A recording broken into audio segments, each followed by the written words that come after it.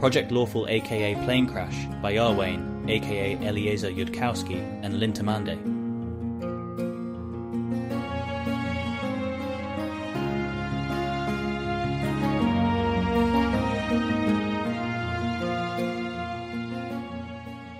It could be that the purpose of your life is only to serve as a warning to others. Ashley Brilliant. There is a key truth about Nethys which one could deduce a priori, if one knew an a priori truth that is not common a priori knowledge in Galarian.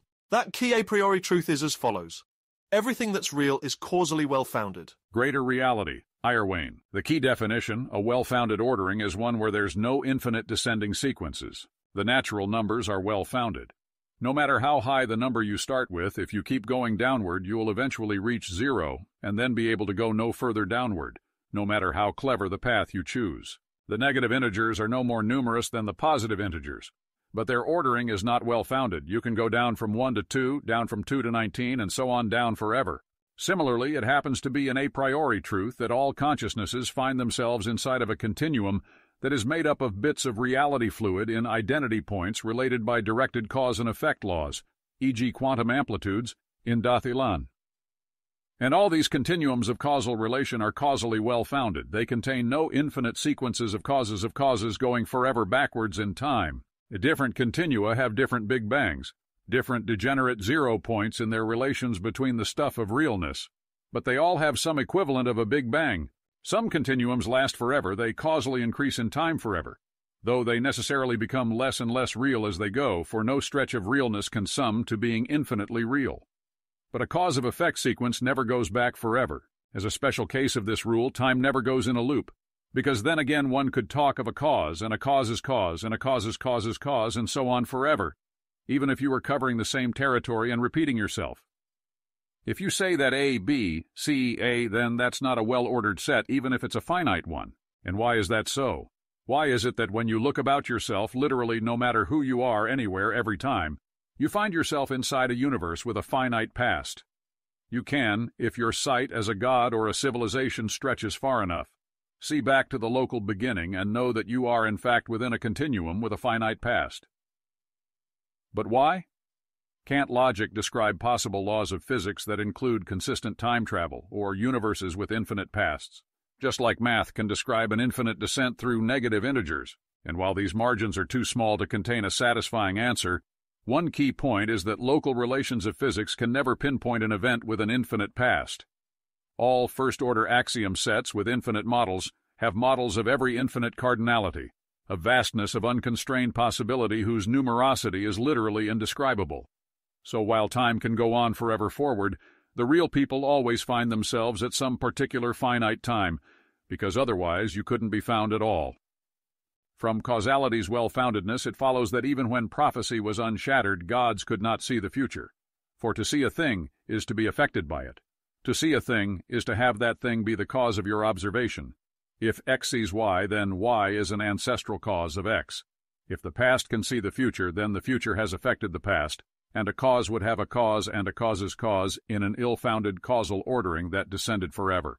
And simple empirical observation confirms that prophecy and creation never spoke of the future, for then it'd have simply been true and unshatterable.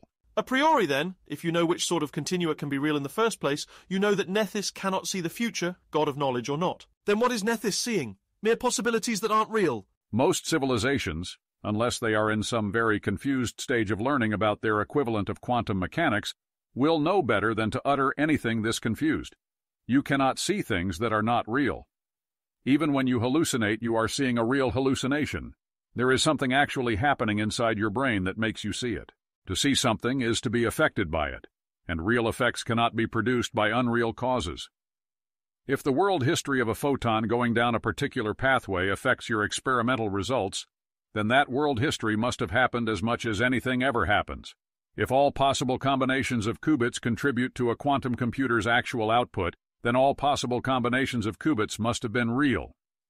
Only real causes have real effects, so whatever affects a real thing must also be real. Causes and effects don't have to be equally real. You can set things up so that a more real observer can see the output of a less real process, but the cause must be at least a little real.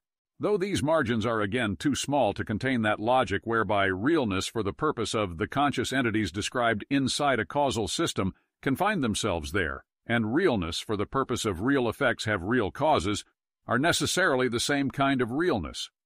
Without that connective step, the above is just a bare appeal to philosophical intuition, but a philosophical intuition that happens to be correct. Now, consider. While Nethys was not perfectly accurate in his forecasts of what would happen around Keltham, he was able to pull some fairly intricate shenanigans on the order of sparking off the Zon Kuthon Godwar and furthermore arranging for Pilar to be in place to take a sword for Keltham. The possibilities that Nethys glimpses are evidently detailed enough that they must have been less like abstract imagination guesses and more like full-blown causal universes themselves, very similar to the real Galarian. And now comes the well-foundedness issue. If Nethys sees a possibility including a Kuthite sword aimed at Keltham, this possibility evidently contains its own Nethys, without whom a Zon Kuthon Godwar doesn't get set off in the first place. Does the Nethys inside this possibility also see a great field of secondary possibilities, each such secondary possibility containing its own Nethys, who in turn sees many tertiary possibilities containing Nethisi and so on forever? And the a priori truth says, no, that can't go on forever. Not if Nethys and creation and the magical continuum exist at all, and have consciousnesses finding themselves inside them. You can't have a setup in which Nethys sees other possible Galarians, with those Galarians containing Nethisi, as Galarians always do, and all those Nethisi see Galarians containing other Nethisi, and so on forever. To see a thing is to be affected by it. Nethys saw an alternate Nethys, who saw an alternate Nethys, who saw... is ill-founded causality, infinitely descending through causes of causes. Consider Keltham materializing into Galarian near the World Wound. Consider the notion of Nethys looking around this event, and seeing how that event went in the futures of Keltham containing possible Galarians with their own meddling Nethisi, and therefore becoming an effect of whom those other Keltham containing Galarians and Nethisi were a cause. Then, if you trace back and back in the causality, you must eventually come to a Nethys who sees Keltham at the World Wound, and has not seen the futures of any possibilities containing a Keltham. And the same logic applies wending through time. At the event point, 1 minute after the arrival of Keltham into a Galarian with a Nethys who has not seen any other Keltham's futures, there must again be some subsequent Nethys who has not seen any later future of a Galarian like that. Even if they are relatively very rare among Nethisi, they must exist in order to provide a causal foundation for all the towers of observing Nethys built on top of them. Which is all to say, if time and causality are well-founded, and in fact they are, among the possibilities that it is possible for a Nethys to foresee, there must be a possibility containing a Nethys who foresaw nothing at any point of how it would go with Keltham. World Zero, Earwain. It begins with Keltham materializing at the World Wound and running into the building closest to him containing Carissa Seaver. The first steps play out in just the same way. Nethys doesn't have a startled reaction to somebody materializing whom he has never seen in any future possibility. Nethys is fragmented, and the fragments take time to communicate, and no answer found replies are harder to verify than answer found ones. The fragment of Nethys that sees Keltham wonders what other Nethys fragments know about Keltham, and casts glances towards Nethys fragments in alternate universes at later clock times, searching for a piece of himself that knows more. It will take some time for the Nethys fragment to reach the surprising conclusion that his greater self spread across possibilities seems to know nothing, such that this Nethys is witness to either a truly unique one-time event, or perhaps is one of those rare Nethisi who form a base of his own well-founded vision. And then later, having probably verified this delightful surprising fact, Nethys will still do nothing. Action is painful to him. It is painful to pull enough of himself together to act. Nethys does not super-intelligently forecast the future, but observe alternate forms of it, and his shattered mad fragments are not able to deduce in advance how it will all go, only make obvious guesses, like that Galarian will be swifter to invent magical nukes. That Zeroth Nethys will guess that matters will play out in an already interesting way, which the Zeroth Nethys does not yet see a vast stake in disturbing. Boy meets girl. Girl reads boy's mind. Keltham envisions Abadar's special thing from scratch. Abadar bargains with Asmodeus to ensure that this strange being eventually reaches Osirion in condition to have teachings bought from him. The priest at the World Wound receives Asmodeus's vision. Project Pet Outsider is begun in an archduke's villa. 11 girls among the current graduating class in Ostenso are sent to Keltham as a welcoming present. And later that night, Keltham looks towards Abadar again, and Abadar grants him 3 cleric levels, or as they say among the mortals, 2 cleric circles. For Nethys does not, in this possibility, offer to help pay. Keltham's hosts go on reading his mind. It might not be safe for Carissus ever to do it anymore, and she sure is not happy about that, but it is safe for 5th Circle securities and above. Carissus Sever comes to Irori's attention as before, and Irori bargains with Asmodeus. But Ionisala is not oracled of Nethys, and Abadar has not made Keltham a 4th Circle cleric. The level of divine interest that Cheliax has seen does not imply an urgent need for project personnel to sell their souls. Carissa Savar is not brought before a devil to bargain. The special instructions from hell concerning her do not become known. Carissa Savar remains only another subordinate on the project, of importance only insofar as she's useful for getting information out of Keltham, and Project Pet Outsider remains the subject of a single visible divine intervention, not 2 interventions of Asmodeus and an intervention of Nethys and of Odelmans, and a huge bestowal of cleric circles from Abadar. Pilar Pineda is not oracled of Caden Kylean. It really isn't very probable for that to happen under normal conditions. Anybody who's only seen a version of Golarion where this happens may have acquired some wrong ideas about what's normal there. Ionisala does not try to give herself to Keltham, shows him no special ability along with a sexual offer. Keltham does not think of Aerolarps as a result. Keltham does not perceive evidence of tropes. He does not ask the project girls if there are other special people among them. When it comes time to initiate sex with Keltham, Carissa Seaver only asks security for her instructions and does not go to Mayol. Security disgustedly orders Seaver not to bother with worrying about what might upset Keltham if he eventually finds out, only to please him and seduce him. The security reading Keltham's thoughts during their sexual encounter warns Savar early on that Keltham can read her levels of sexual arousal. Carissa doesn't need to give Keltham an explanation about why she was faking her responses, only say that she is still unwinding from the world wound. Abrogale Thrune has no particular reason to appear in Carissa Sivar's bedroom. Aspexia Rugaton does not cast an expensive forbiddance about the villa. Contessa Lorelatha is not needed to negotiate with Keltham since others can read his mind. Zonkuthon is not alerted to look in Keltham's direction. There is no Zonkuthon God War to vastly increase Cheliax's estimate of Keltham's importance to the gods. Asmodia doesn't go to hell, doesn't tell a contract devil about Keltham's ambitions. Abadar himself does not know that this strange mortal is of much greater import than just the mortal knowing an important piece of math. His attention has had less reason to gather, and he sees less of a cleric merely 2nd Circle. His choice of possible spells with which to help is more restricted, and Odelmans is less unhappy with the total amount of divine intervention, which means that Odelmans is more amenable to manipulation, and Asmodeus has accordingly put more effort into manipulating Odelmans toward his interests' favor.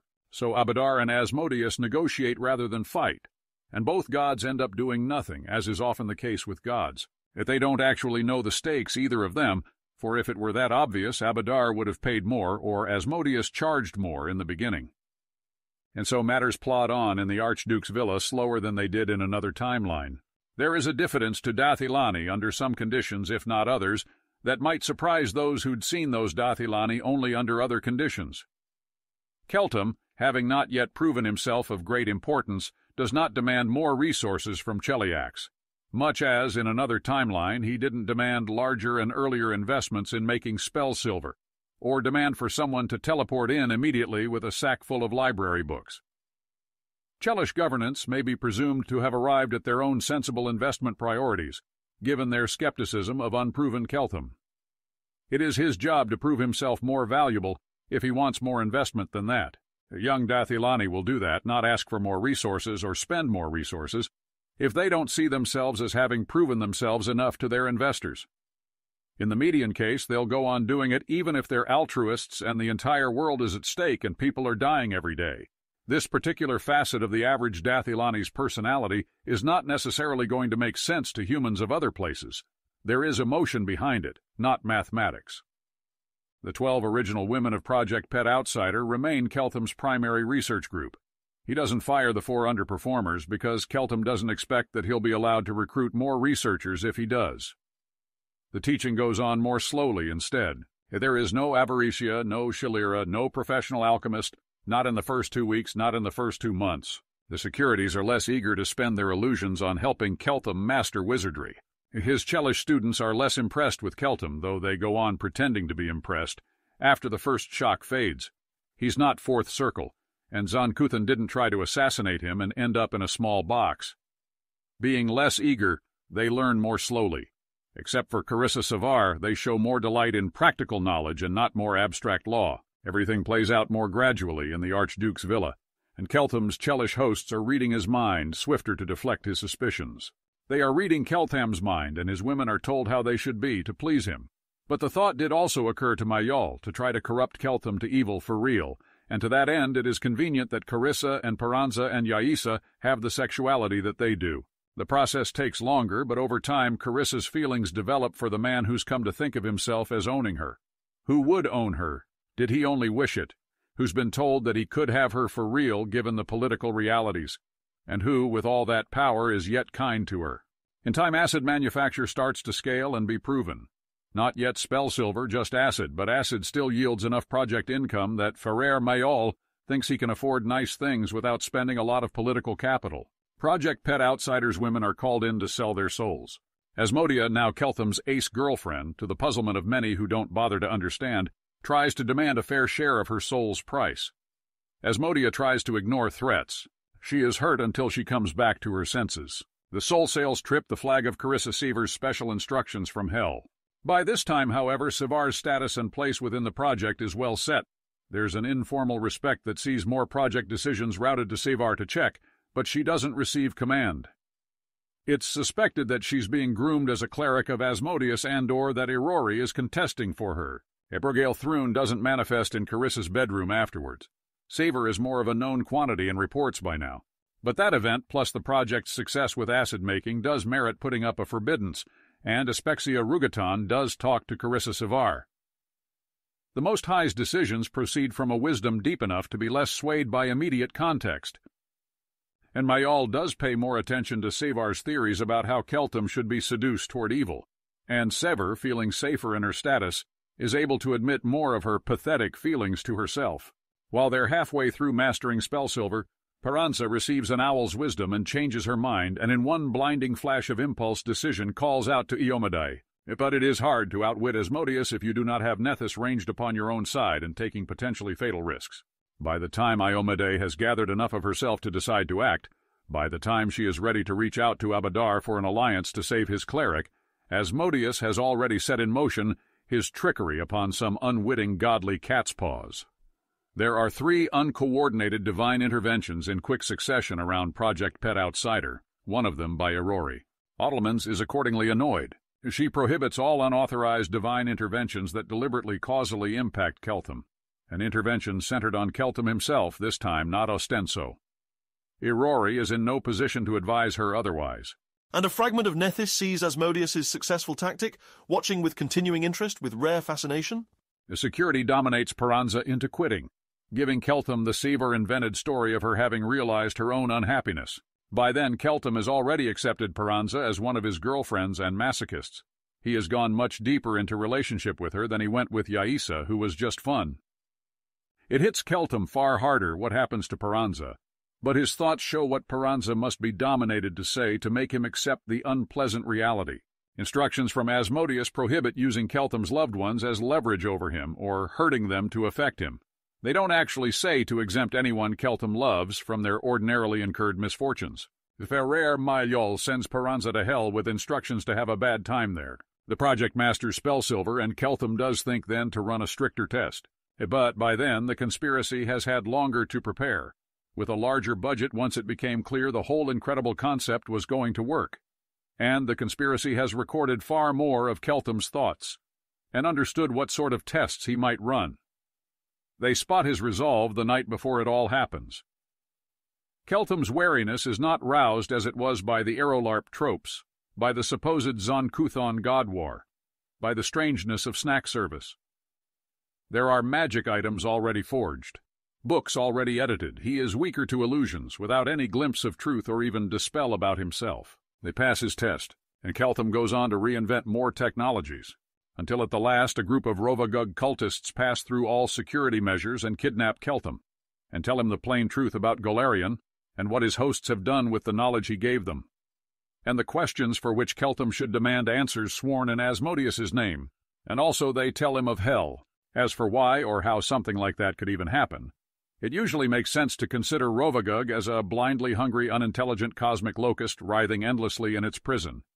But every now and then some completely other thing happens instead, like the Algolthus calling down the Starstone, or Sarenrae deciding to smite an entire city in a way that she later regrets, and that opens up a rift leading to Rovagug's vault.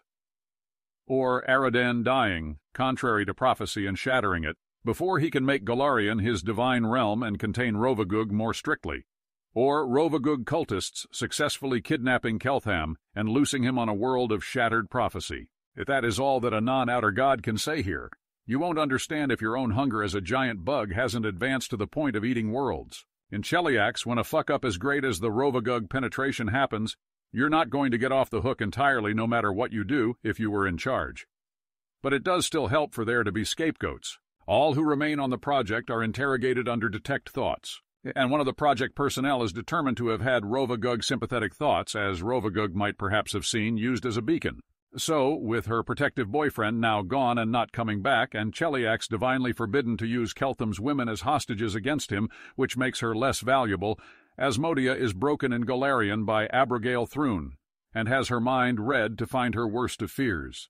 And Asmodea is given over to Cheliax's uneasy ally Nidal to be tormented again and then maledicted onto Sovaikain.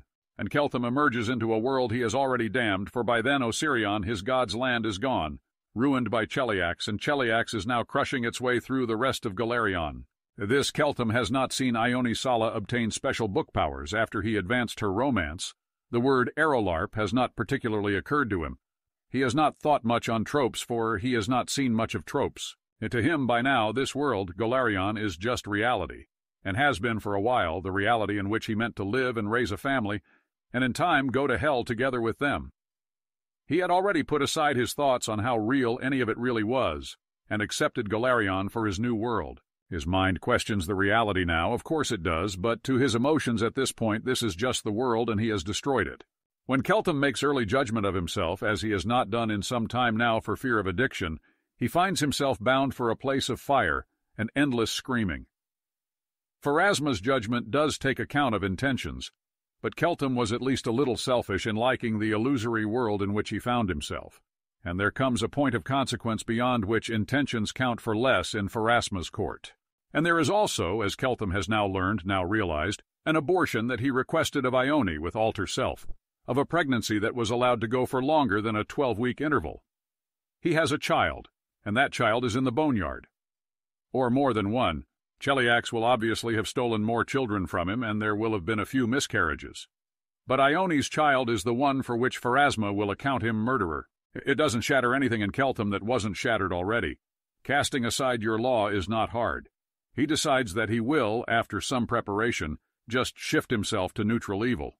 It'll break his bond to Abadar, but he wasn't planning to keep it anyways. If Abadar did not care to pay a little more and save him from this fate, he owes that god nothing. It intended to make use of Keltham was all. You cannot easily break a Dathilani's deontology just with ordinary trauma. They are not made, do not choose to individually make themselves, to be easily broken. For most ordinary traumas they could just decide not to break instead. To call someone from that culture traumatized is scarcely more useful than calling them insane, for purposes of filling out a detailed, careful predictive model of precisely what they'll do next. But there are sufficiently extreme and prior improbable life experiences which will cause a Dathilani to reconsider whether their previous set of ethical injunctions are appropriate to their new environment. The project has not prioritized corrupting Keltham to evil, with Carissa Sevar not in charge of it. He knows what masochism is and submission, but Carissa Sevar was instructed by authority not to push him into it and risk triggering his suspicion.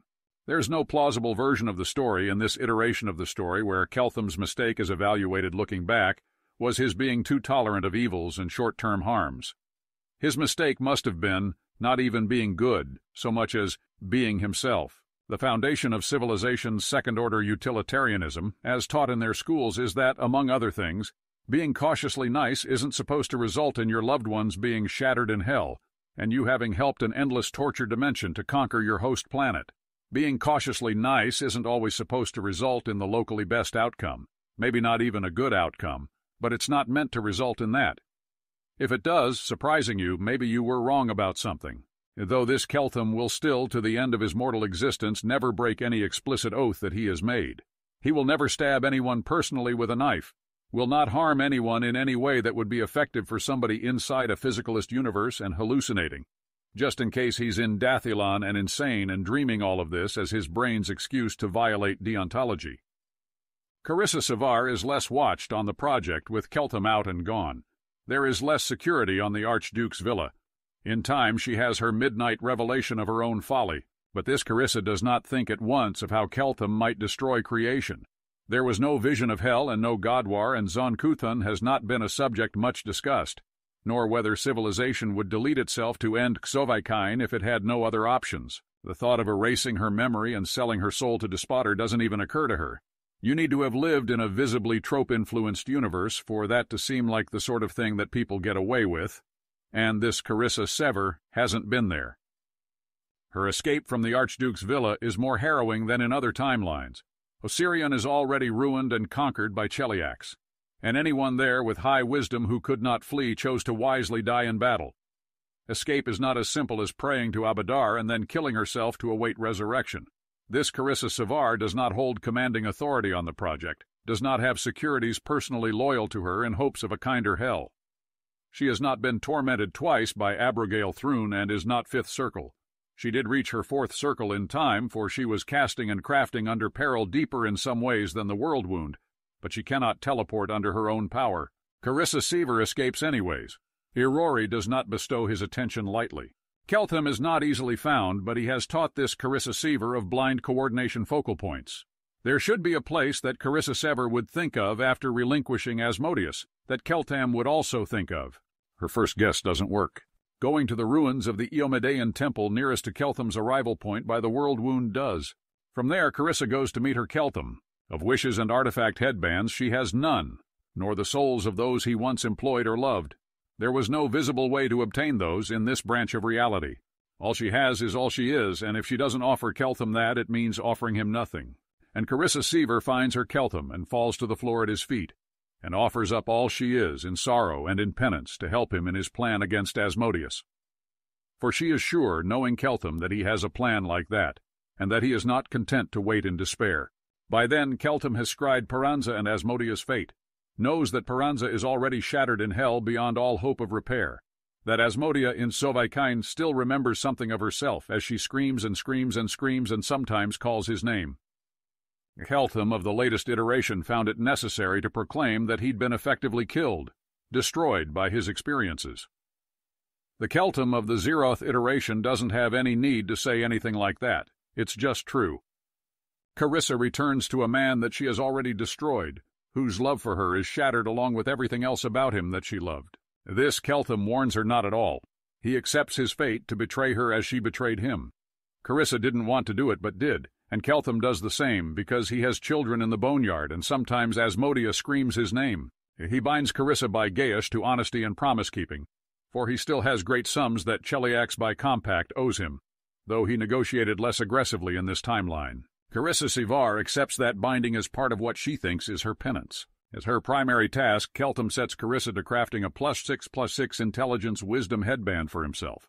Splendor would be improbable as something that she could attain on top of that, and Keltham, though he does not say so, would not want it if she could.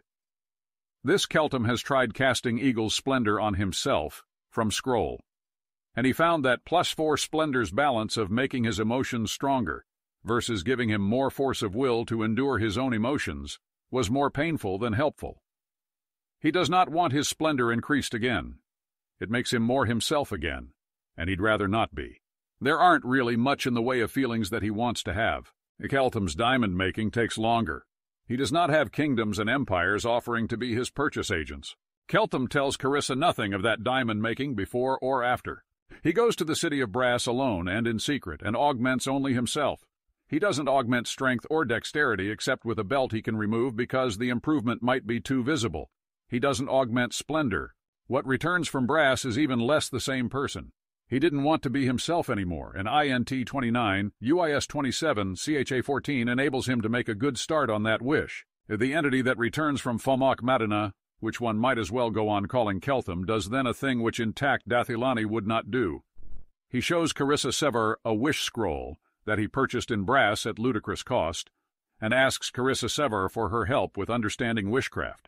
Keltham doesn't name any particular wish. He says he wants Carissa's analysis about what he can wish for, and what that would take, and how it might go wrong. She does not know when he asks for her analysis that he is INT 29 and not merely INT 24 like her. The truth, Keltham has already deduced, is that wish wordings often seem to be interpreted in a deliberately perverse way, as if some anti-genie were trying to minimize the caster's utility function subject to the constraint of the words spoken. One can deduce that truth in some detail. There are cases where wishes did not harm in general, but something the caster particularly wouldn't have wanted. You can maybe conjure an exact mass of an exact kind of antimatter in an exact place, if you use wish words carefully enough, for the length of the wording is also a conserved resource. But if it were something more complicated than that, which an antimatter blast alone might not accomplish, you would obviously want to... And INT 29 Keltham carefully filters which true sources of evidence Carissa Sever receives to examine, which legends, which accounts. Carissa Sever concludes that the caster's conscious intentions are what a wish perverts. She herself proposes the clever solution that seems obvious to her, the solution that Keltham foresaw that Carissa would deduce from filtered evidence. You might be able to get more done if you'd done everything else right, if at the last stage somebody casts the wish without knowing what the wording means. Keltham gives Carissa her last instructions as she stands within a concealing darkness they have teleported into, to read a wish scroll whose wish phrasing is written in a tongue she knows not. And by then she does have qualms, even though it was her own plan that brought herself there, but trusting to Keltham's honesty at the very last, she speaks the wish wording he gave her. And the outcome that comes about is the one that Keltham needed, if not wanted, an outcome pessimal by that wish-caster's own values. For the truth was that Carissa stood unwitting far beneath the surface of Galarian, close to where the strange planar boundary of Rovagug's dead vault infringed upon the material, and then, with the gods thoroughly distracted, Keltham destroys Absalom wholly in a single blast of antimatter that leaves plenty of safety margin about overwhelming Aroden's protections. And with a third wish sends a Chikek to its death, and touches the Starstone with his last mortal thought being, to fix this world or destroy it, bring Pharasma to heel, and tear Asmodeus out of reality at any cost. The subsequent fight against Rovagug destroys Galarian, of course, but in time it is driven out of creation before it has consumed more than a handful of other planets. Asmodeus is tired by that battle, but so are the other greater gods also tired. When the ascended remains of Keltham come before them to present his demands, then there is a god war after a god war, with Zon-Kuthon and Urgathoa and Lamashtu and most demon lords backing Asmodeus, and the likes of Ahriman and the Klipoth trying to make sure that no god survives it or that Keltham isn't satisfied with the outcome. Zon-Kuthon fought on neither side of the Rovagug battle, but he fights on this one, and his wrath as a fresh combatant is very great. When it all ends, the first and second layers of hell are destroyed, and everything inside it that was hurting is no longer feeling anything at all. Axis is ravaged, and there are wounds torn out of heaven. There was a cove in Nirvana where otters frolicked, but it is no more. Latecomers to Elysium and the Abyss will arrive to different places than earlier entrants. The deeper layers of the Abyss have been cut loose and cast back into true chaos. The vast void where Zovaikon once stood is still spreading and unraveling more of the plane of shadow. But there is no more Asmodeus and no more Zon-Kuthon. No tortures in what's left of the afterlives, and prophecy across the rest of creation has been remade to the end of protecting mortals from their own heroes' powers, now that mortals are allowed to rise. There is little left in that altered creation for God Keltham, though he survived the God War. Among Zon-Kuthon's last acts was to take up the soul of Asmodea and hunt down the soul of Peranza in deeper hell, and seize the souls of Ione Sala and Yaisa Castilla fresh come to Dis, and though Zon-Kuthon had little time or energy to spare for elaborations, he hurt those souls and broke them, and hurled their remains into the grasp of the sort of outer god that would not just immediately destroy them. And Zon-Kuthon also hunts the soul of Carissa Sever from the River of Souls, and working quickly he twists all her desires against herself, makes her something that desires to extinguish itself and not be revived, that longs for a cessation that is not granted, and Zon-Kuthon makes her to be not herself, erases memories or inverts them, and when the consciousness that was Carissa Savar is ruined as fully as Zon-Kuthon can ruin it quickly, he erases it then, not to continue in any other continuum that respects the current wishes of a sapience. It was a hard decision for Zon-Kuthon whether to inflict on Carissa the fate that Keltham wished least, or that Carissa wished least. But he settled on mainly the latter, for Dubral would have prioritized Carissa's own best wishes for herself. So there is little left, then, for what little is left of Keltham. His God-self builds a simpler, kinder, lawful good God that will do whatever good he might have done in his place, and then he bids it consume himself. Where Keltham's consciousness goes after that is not something that the little swimming outer gods of the magical continuum know, where the gods go when they die. Iomade would not call it victory. She determined before she touched the Starstone to pursue a better victory than that. The mortal ascended gods of Galarian are all dead now, of course, so Iomade is not there to see it, but she would not call it victory. Sarenrae, Shelyn, Desna do not call it victory. Aristil does not call it victory. Trillions of souls have been unmade within creation. It's too steep a price by their reckoning of costs and benefits. In creation's diminished future, there will be mortals who are wealthier and happier. But there were some wealthy and happy mortals already, and more wealthy and happy mortals on the way, if that's a term of your utility function. Irori is dead, his nephew Gruhasta is dead, almost all of their students are dead. It's not too high a price to pay to gain for mortals the right to rise, if it's the only way to obtain that outcome. But Irori would trust to his own diligence to obtain that outcome in due time. He believes in himself as strongly as Iomade believes in herself, though Irori would claim with better justification. And had you offered him this end, he would have said, I think I can do better. Abadar wishes in the end in the ruins of Aktun and a first vault now shattered, that he had never traded with Keltham. There was a Keltham who would have cared about that, but he ended when he scried Asmodia in Sovaikan. Relatively few gods out of Galarian if they could have seen it all coming. If they had only the sole choice between all of that happening and not happening in the beginning, would have chosen not to strike down Keltham upon the spot. A vast, terrible order is overthrown, and a better order has replaced it. It would be Milani's nature to pay the cost. Some beings just aren't that horrified by the concept of non-existence, even before taking into account more exotic possibilities. The gods can no longer mess freely with mortals. In time, very few children will go hungry. The screaming boneyard babies will have caretakers who are not devils. Caden Kylean would have taken it, if offered the package choice. He did not trust to Iomede's promise of victory with Araden gone. And Nethys will find creation less horrifying to look at now. World 1 Irewain, and then it all begins again, inside the well-founded possibilities. A Keltham appears in a Galarian, and a Nethys who has seen exactly one other possibility like this witnesses it.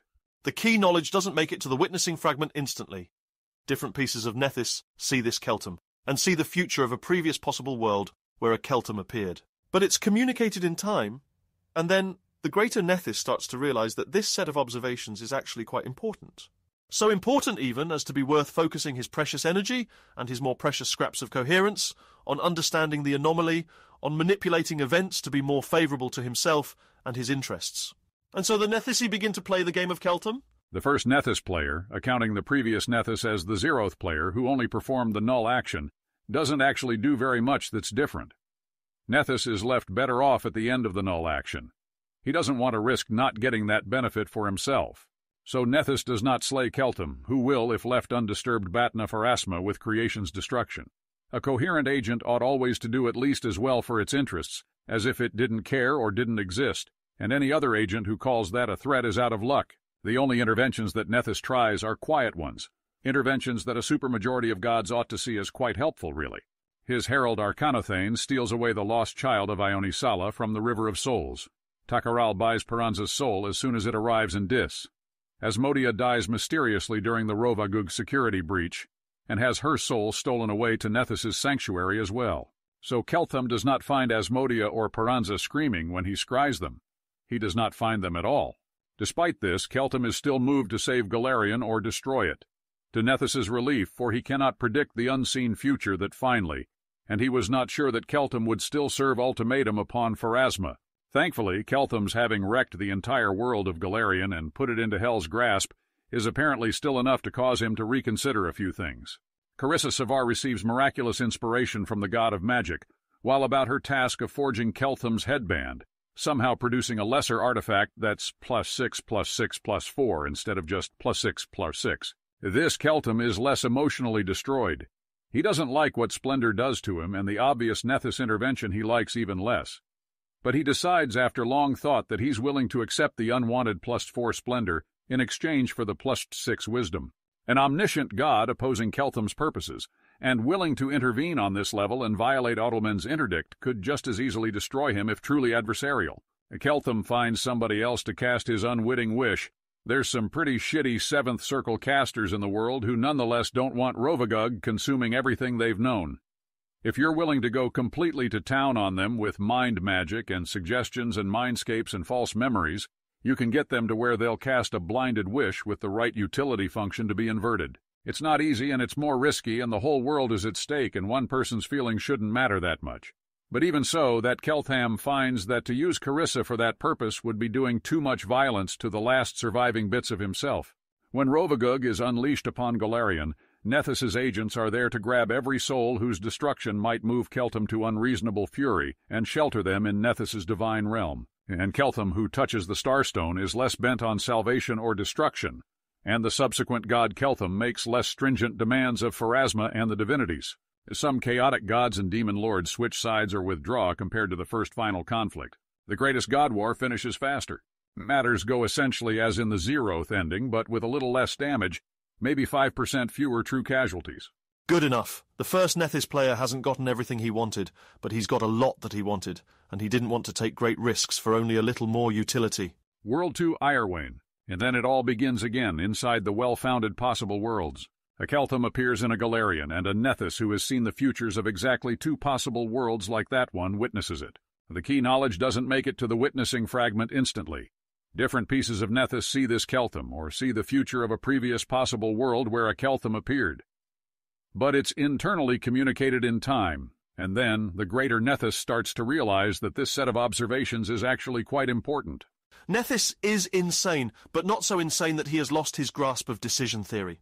While there were 0 visible other possibilities like that, or while there was only one other possibility, it was plausible that those possibilities were all that there would be. 3 worlds with Kelthams more strongly suggest 4, 5, 6 such worlds, containing their own Nethysai, who will observe this Nethys as a possibility. Then this Nethys should begin to take into account the advantages of Nethysi, who will observe later. This is a bit more fraught with fragmented Nethys than it would be with other gods, even the most chaotic ones. But while Nethys fragments may sometimes fail to cooperate with each other, they are at least a little better about cooperating with their alternate selves. If your own grasp on decision theory is weaker than that of a god, imagine Nethys realizing for the first time that he would be so divided in the future into alternate possibilities. Nethys would then modify himself so that his many possible branches would cooperate among themselves, if they wouldn't already, this being in his own expected interest. You might think of it this way, that having not pre-committed in such a way, Nethys, of course, post-commits. And so the Nethisi begin to probe the possibilities of Keltham. Nethys, even damaged as he is, reasons out many matters much faster than a being of mere INT 18 might imagine, requiring less evidence. He is damaged, but he is trying unusually hard to pull more of himself together and think again. Something smarter than you has a greater sample efficiency and lower sample complexity than you first order expect. For if you knew exactly how to reason from fewer observations, you would be that sample efficient yourself. If you're second order well calibrated, you'll be surprised on the upside and downside equally often. But that's hard when you're dealing with cleverness unforeseen. A mortal, maybe, would be in doubt on just the 3rd iteration as to whether dozens or hundreds of thousands of iterations would be expected. Keltham is among the most unique of unique things that have arrived to Golarion. All creation is not threatened that often. Who's to say that there'll be hundreds or thousands of his possibilities, and not just 3? But Nethys is pretty sure on the 3rd iteration, not the first 2, that there will be many Kelthams. You could try to imagine an argument for that, or another argument, or dispel a counter-argument, but none of those will be the real reason Nethys guesses correctly and with strong probability. It's more like a sum over all those arguments and counter-arguments, plus exotica like linear regression that mortals could only recognise as a wordless intuition. Or maybe cast even all that aside and ask yourself, in greater reality, do you expect most Nethisi in this Nethys' situation to be inside an iteration with only 3 Kelthams, or many? If you can see in an intuitive flash that it feels more like most such Nethisi would be inside iterations with lots of Kelthams, then you already have the feeling of guessing yourself what it is that the God of Knowledge seems somehow mysteriously to know. It isn't hard to know sometimes, even if a mortal feels hard-pressed to come up with any justifiable explanation for it to other mortals. The learning to the current iteration takes fewer tries than you would first order expect. Nethys does not require anything like hundreds of loops to get there. It does take some. Prophecy is shattered and some things are just plain hard to foresee, and also there's lots of interesting possibilities for a curious Nethys to explore early on. Still, Nethys sees those things that would be obvious in hindsight, in advance. He does not need to learn the hard way and then slap himself on the forehead for being so silly. The first active Nethys player does not try oracling Ione Sala in her bedroom, watch her get killed and maledicted as a dangerous liability, and decide on the next iteration to give Ione Sala a more complicated curse at a more carefully timed moment. The very first iteration of Nethys to try it starts with a more complicated curse given to Ione Sala at a ripe time for her to introduce herself to Keltham. The very first Ione Sala to be oracled survives. Nethys does not need to learn the hard way that every additional divine intervention he carries out himself, or any intervention into which he goads other gods, will increase the attention focused on Keltham from Abadar and related gods. He knows that too much attention from Abadar or Iomedae will result in Keltham's swift extraction, since in early days the Archduke's villa is not set up to resist the forces a motivated god can send there. It doesn't have to happen for Nethys to reason that he needs to trigger an Otolmen's interdiction before anything raises any god's interest levels high enough to spend that much of their resource. Many things like that, Nethys can get right on the first try, without spending a whole iteration on them. And Nethys's options tend to be tightly constrained. Gift Abadar the energy to grant Keltham more cleric circles so that Chiliax can't read his mind so freely, and Keltham will not stay immersed in the conspiracy for so long that losing his home and loves breaks him utterly. But if Keltham receives 5 cleric circles, Abadar will grant him spells like Commune or Planeshift. Keltham will end up outside Chiliax immediately, and Keltham will have no chance to be immersed in Golarion and feel the place to be real. Before he learns of hell, he will not go to the Starstone. 4 circles is the most that Nethys can offer to pay for. Above all, Nethys must not look like he is carrying Keltham along his way, or alienating Keltham from creation. All Nethys's manipulations must preserve this invariant. It should remain credible after the fact that Keltham would have come to the Starstone without Nethys helping him, that Keltham is not being raised up by Nethys wholly, that Keltham would have delivered a similar severer Batna if Nethys had done nothing. For the other gods, even Pharasma, cannot trust what the God of Knowledge claims to them that one of his fragments learned from a distant possibility. That's why Nethys can't just slay Keltham and say to all lawful divinity, "Pay me." Nethys can show his vision in advance to an otherwise uninvolved lawful god who swears to inaction, who then will not intervene in matters at all, and that lawful god's testimony later will be some evidence that Nethys did glimpse that related possibility. For prophecy is shattered, and Nethys genuinely couldn't predict so much detail without having glimpsed some related possibility. But it's stronger evidence if matters do not play out too differently from Nethys's visions. The more visibly credible it is that Keltham would have come to the Starstone in time, and with the same determination, the less likely Pharasma is to say to Nethys, "Let's die together in a fire." World End Irewain. On a later iteration, Pilar Pineda will have in hand 2 artifact headbands, and they won't be delivered to Keltham until Keltham has demonstrated the ability to acquire a headband from Carissa without outside help. After Keltham has that headband, it can be replaced with another so Carissa can get hers back. But Keltham and Carissa can't know that's the plan, so that it can be seen later that Keltham would have obtained a headband, that Carissa would have given it to him. Even if Kaidan Kylian had done nothing. This is true even though Carissa would have ended up with 2 headbands if not for Snack Service's interference. It also matters to maintain similarity to the Zeroth timeline vision shown to Gruhasta, where Carissa gave her only +6/+6 artifact headband to Keltham, not expecting that it would or could be replaced. It both provides evidence that the original timeline could have happened, and shows that the Nethesian Alliance is not making the risk worse than that original timeline. That is why Nethys cannot accelerate the process of Keltham ending up in the right frame of mind, cannot send his heralds to give Keltham a few wish scrolls and his own future self's invented wish wordings for unleashing Rovagug and blasting Absalom. That artificial Nethys-directed timeline wouldn't look like Nethys's visions entrusted to a lawful keeper, would not provide visible evidence that Keltham could and would have come to the same place alone. Could all of these events have been nudged more subtly by Nethys, in ways that even Pharasma scrutinizing them would be unable to detect afterwards, with Nethys himself knowing how to avoid detection from having seen possibilities like that? Maybe. But also, Nethys could be telling the simple truth if the simple truth gave Nethys all that he needed. That judgment will end up being a matter of probabilities. On this iteration of World 2, then, Peranza's crisis should not be averted. Iomedae should not be wholly blinded and balked, for then the gods might wonder if Iomedae, alerted and gathered into her greater self, ought to have succeeded in analyzing and averting catastrophe in the consequence of null action. Iomedae should be given a chance to act and visibly fail to avert the greater threat, and many other events are left in place or modified in ways that try to keep clear what could have happened, would have happened, without any intervention from Nethys. Nethys's learning to the current iteration takes fewer tries than you might expect. But still some.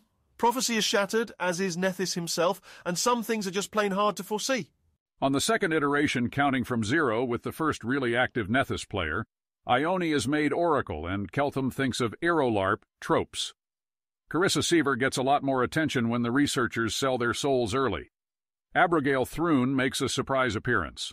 Nethys observes the effects with interest. More has changed than he first planned from making Ione Sala an Oracle, but it is not the primary focus of his planning.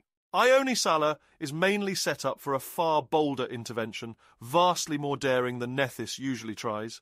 He will set off a lesser god war early, tire out Asmodeus against Zonkuthon, who otherwise would have fought on his side.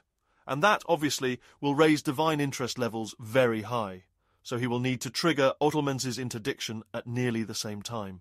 It's the kind of bold ploy, interesting ploy, that Nethys wouldn't dare try if he had not on some level designated this universe a disposable one, permitted to end up as some alternate Nethys' learning experience. So Zonkuthon, Nethys prompted, attacks the Archduke's villa as soon as Keltham is outside the Forbiddance, and it turns out the security used his only teleport earlier that day, and Keltham takes a sword from a Kuthite. Things like that are hard to foresee, even if you're Nethys, if it hasn't all happened before in a well-foundedly previous future. Zonkuthon grabs for Keltham's soul. Abadar, now assigning these matters a noticeably higher priority, yanks that soul first and bespeaks his human representative, and Keltham is revived in Osirian in the dome, before Cheliax reacts fast enough. Keltham is insufficiently shattered by the news of hell. This world does not yet seem that real to him. He is not enough in love with Carissa or anyone else. Keltham is Dathilani, but also sheltered and only 18 years old. He clutches yet to a comfortable hope in the power of trade to improve things in time, without needing to violate his lesser deontologies. He chooses to work with Iomedes' church and Osirian, rather than reject all their help and forge out on his own to do something they'd never approve. He's already obligated to them and Abadar for rescuing him from Cheliax, after all. Keltham doesn't want to do anything that would make his hosts regret having saved him. Carissa's way out has already been bought by Irori. She and Ione Sala make their way to Keltham in Osirian after negotiations. And the three of them live happily after, mostly smiling, if not deeply in love. Golarion is somewhat improved by the time this vision ends, but it will be long, if ever, before Golarion is in any position to offer much help to the rest of creation. Magic items will be lastingly cheaper, but it's predictable that Valmalos and Otelmens and Pharasma will combine their workings and change the key ingredient of wishes and permanencies away from diamond. It hasn't happened yet. Golarion hasn't spent that many diamonds yet, but it will probably happen soon. The root of creation can sustain an impressive quantity of wishes and permanent magical effects, but not boundless such demands. Asmodia remains in hell after the Zonkuthon attack that slew Keltham, not being worth raising with Keltham gone. But she is little known to Keltham or Carissa, and matters little more to them than the other trillions of souls there who can't take it. Bad end. World 3, Yerwain. And then it all begins again inside the well-founded possible worlds. A Keltham appears in a Golarion, and a Nethys who has seen the futures of 3 possible worlds like that one witnesses it. It's not easy, if you're a god like Nethys, to prevent that Kuthite sword from striking down Keltham. It's not the first obstacle like that either. So Nethys does something even more daring on this iteration 3. He invites another god to join this strange game. Having Ione Sala survive her oracling by Nethys was hard enough. Few Asmodeans would survive being oracled by a good or chaotic god. Nethys can see in advance things that are obvious in hindsight, so can even some mortals, once their wisdom starts to get up to 22 or so, though it's still not common. Nethys does not need to find out the hard way what happens if Paxti is oracled by Milani. There is, in fact, only one other researcher who is obviously to Nethys a candidate for being made an oracle, and surviving, especially early in the timeline when project personnel are easier for Cheliax to replace. Pilar Pineda, who is utterly, blatantly loyal to Asmodeus and Asmodeus's church to hell to Cheliax's crown. Pilar might survive being made oracle of one of the less threatening gods, maybe not Milani, but Caden Kylean perhaps, especially if her powers seemed like a joke at first. And Pilar Pineda, conveniently enough, has buried deeply within herself a piece that would be sympathetic to some of Caden Kylean's ideals. Her alignment doesn't match, but that's half the point of oracles. Pilar takes the Kuthite sword. Keltham survives the start of the Zon Kuthon God War. He and Carissa make it to Abigail's palace. A humorous drama plays out, and Abigail, reading Keltham's mind, is convinced herself that the tropes exist. And maybe they do exist because all of Keltham's wild guesses then seem to come true? What? An entire new dimension of the game, for it's suddenly more plausible that it is a game, unfolds before Nethys to be explored. The novel game? Ironwain. Nethys guesses swifter than mortal intellect and based on sight of worlds far distant. That the game exists in part within the tensions between what Keltham and Abigail and other key characters believe and reality. How reality is found to visibly differ or invisibly agree with their expectations. The game is not by its nature from its beginning an arrow LARP. The events which made Keltham think of that possibility show no signs to Nethys of probability warping in that direction. But once Keltham thinks of that, and other characters see him thinking it, the game's interplay between character expectations and Nethys-witnessed reality, and perhaps what is witnessed on some higher level yet by other watchers, makes those putative tropes key elements of the game's unfolding, whether in breach or hidden observance. For the game does seem to be a thing of beliefs and their subversions. Carissa tells Keltham fewer lies. She tells herself that she's afraid to try to lie about her sexuality to him because he's using the second law drawn from the plane of tropes. Carissa exposes more of her true self to him, and Keltham loves all that he sees. And Nethys sees a potential grand strategy, a perhaps intended game path.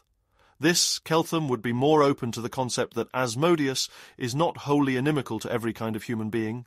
He might be open to the possibility of leaving Asmodeus alive, and with some utility to his utility function remaining, if all of Keltham's loves can be preserved.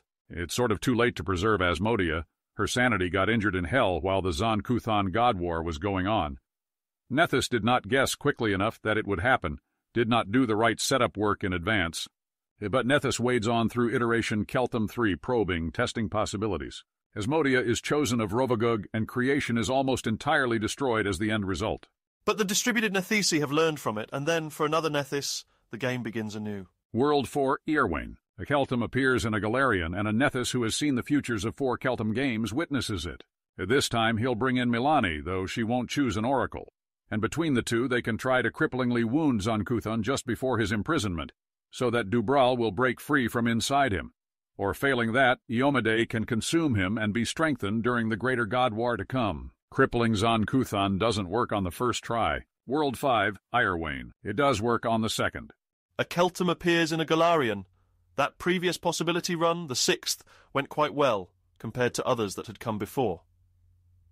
Will the game let Nethys play almost exactly the same way twice, if Nethys tries that? World 6, Ironwain. Creation comes literally to an end, Keltham and Pharasma dying together in a fire. The game, it seems, hasn't been set up to encourage its player to play it exactly the same way twice. World 7, Earwain. So then a Keltham appears in a Galarian, and a Nethys decides that, given how the last sight of possibility ended, it's worth checking if doing something stranger, newer, and more counterintuitive is the path to a still better ending, as Nethys defines betterness. What if he leaves Caden and Milani out of it all this time, and instead pushes as hard as possible on corrupting Keltham to Asmodeanism generally, and shipping him to Abigail Thrune particularly? Is that maybe the key to everything? It isn't. A Keltham appears in a Galarian, and more Nethisi are seeing Nethisi. By this time it no longer resembles an exact stacking of iterations. There are Nethisi visible partway through their games, but not finished in them, though the whole lattice remains well-founded.